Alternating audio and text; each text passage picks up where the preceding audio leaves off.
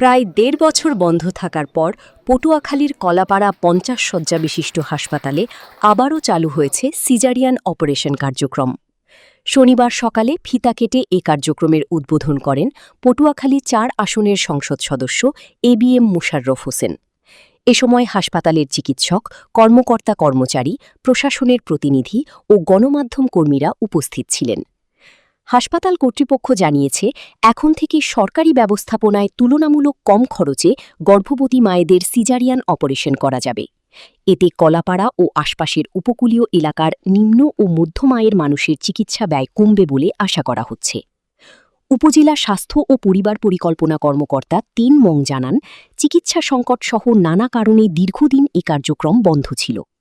এখন থেকে প্রতি বৃহস্পতিবার সকাল ৮টা থেকে দুপুর ২টা পর্যন্ত সিজারিয়ান সহ বিভিন্ন অস্ত্রোপচার পরিচালনার পরিকল্পনা রয়েছে।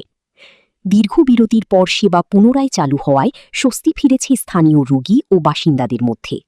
আপনারা ইতিমধ্যে জেনেছেন যে মাননীয় প্রধানমন্ত্রী ঘোষণা করেছে বাংলাদেশে ৫০ শয্যার যে হাসপাতালগুলি আছে সবগুলিকে সকল উপজেলায় ১০১ শয্যা বিশিষ্ট হাসপাতালে রূপান্তরিত করা হবে। এবং এই বছর থেকে আমি যতটুকু জানি যে একটা বিরাট অংশ, কারণ আপনি জানেন উপজেলা ধরলেও ৫০০ উপজেলা বাংলাদেশে। এই বছর থেকে আমরা একটা অংশ এবার থেকে শুরু হবে। পাশাপাশি আপনি দেখেন আমরা সবাই আমরা এই সংসদ অধিবেশনের 3টে অধিবেশন আমাদের গেল, আমরা দেখেছি যে সারা বাংলাদেশে সকল হাসপাতালে জনবল নাই, অবকাঠামো নাই, যন্ত্রপাতি নাই, ডাক্তার সংকট, কর্মচারী সংকট, এটা মারাত্মক আকার ধারণ করেছে।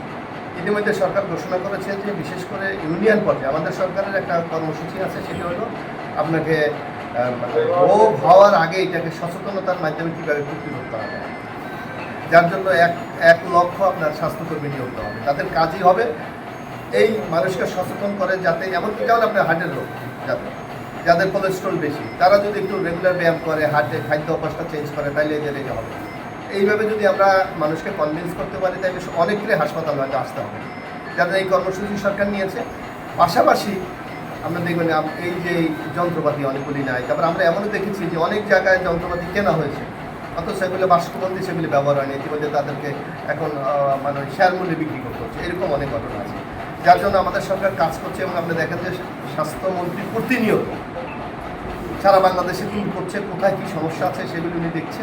আমরা আশা করি ইনশাল্লাহ এই স্বাস্থ্য সমস্যার একটা কাঙ্ক্ষিত যে প্রত্যাশা আমাদের, সেই পথে আমরা নিয়ে